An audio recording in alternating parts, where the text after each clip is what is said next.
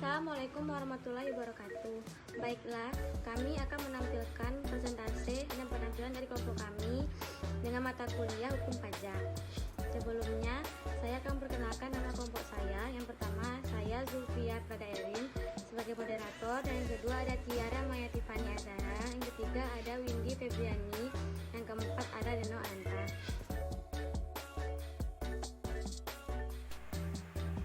Penagihan pajak. Pengertian penagihan pajak.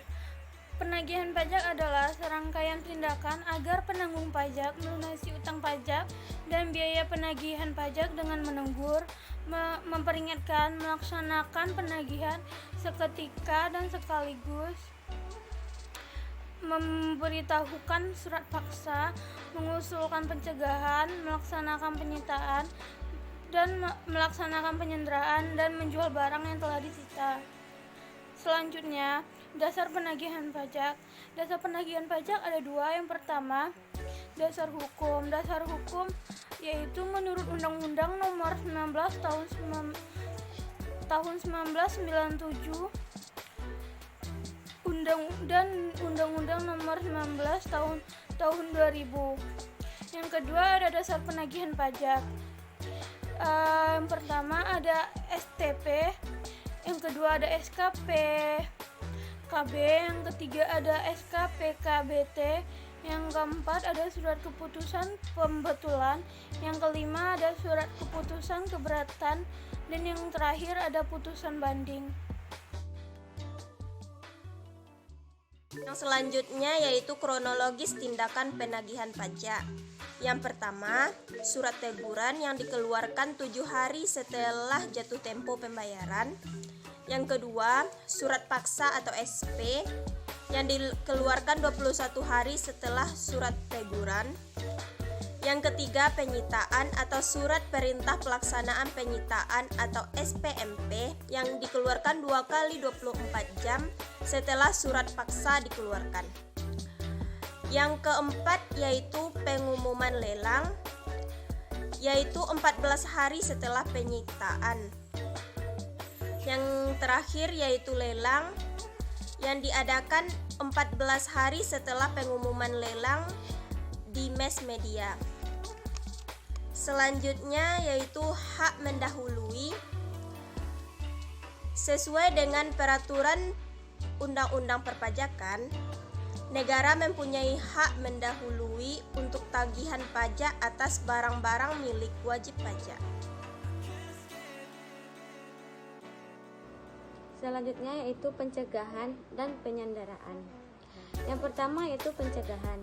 Pencegahan adalah larangan yang bersifat sementara terhadap penanggung pajak tertentu untuk keluar dari wilayah Indonesia berdasarkan alasan tertentu sesuai dengan ketentuan undang-undang. Pencegahan dilakukan dengan beberapa syarat. Yang pertama yaitu penanggung pajak mempunyai utang pajak minimal 100 juta. Itu termasuk kepada syarat kuantitatif. Yang kedua yaitu diragukan itikat baik penanggung pajak untuk melunasi utang pajaknya. Dana itu termasuk kepada syarat kuantitatif. Selanjutnya yaitu penyanderaan. Penyanderaan adalah penyekangan sementara waktu kebebasan penanggung pajak dengan menempatkannya di tempat tertentu.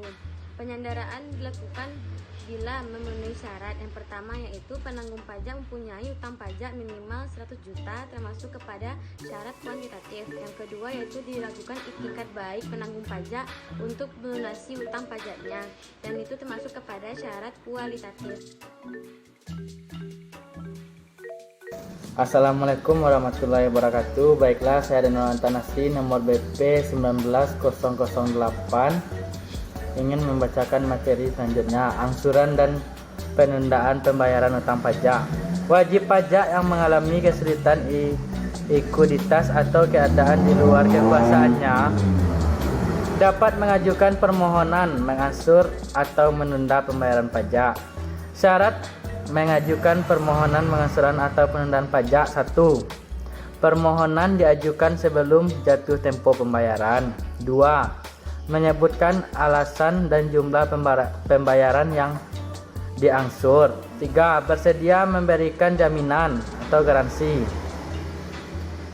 Keputusan atas permohonan angsuran wajib pajak: 1. Menerima seluruhnya. 2. Menerima sebagian. 3. Menolak permohonan wajib pajak. Penghapusan piutang pajak. Pada prinsipnya, piutang pajak dihapuskan karena tidak dapat ditagih lagi. Alasan penghapusan: 1. Wajib pajak telah meninggal dunia. 2. Ahli waris tidak dapat ditemukan lagi. 3. Wajib pajak tidak mempunyai harta kekayaan lagi. 4. Hak untuk melakukan penagihan sudah kadaluarsa. 5. Sebab lain. Proses dilakukan dengan penelitian setempat dan atau penelitian administrasi. Selanjutnya, contoh kasus-kasus penagihan pajak. Yang pertama yaitu Kantor Pelayanan Pajak Pratama Sukamuli menerbitkan surat ketetapan pajak kurang bayar pada tanggal 20 November 2009 dengan nilai 350 juta. Atas nilai SKPKB tersebut keseluruhannya tidak disetujui oleh wajib pajak dan oleh wajib pajak pada tanggal 15 Januari 2010 diajukan upaya hukum berupa keberatan. Pada bulan Februari 2009 terdapat informasi bahwa wajib pajak akan membubarkan usahanya. Yang ditanyakan atas SKPKB tersebut, upaya apa yang dapat dilakukan KPP untuk mengamankan target penerimaan perpajakan? Penyelesaian kasusnya adalah berdasarkan pada pasal 6 Undang-Undang PPSP, meskipun pajak yang tercantum dalam dasar penagihan sebagaimana dimaksud dalam pasal 18 Undang-Undang KUP, yang dalam hal ini SK keberatan karena wajib pajak mengajukan keberatan, belum jatuh tempo berdasarkan pasal 26 ayat 7.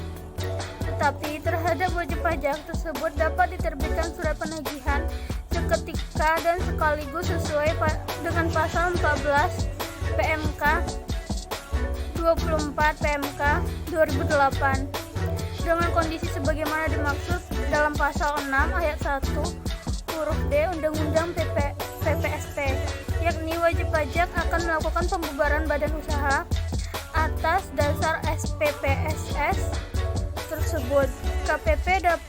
KPP dapat langsung menerbitkan surat paksa pada pasal 8 Undang-Undang PPSP untuk mengamankan target penerimaan negara.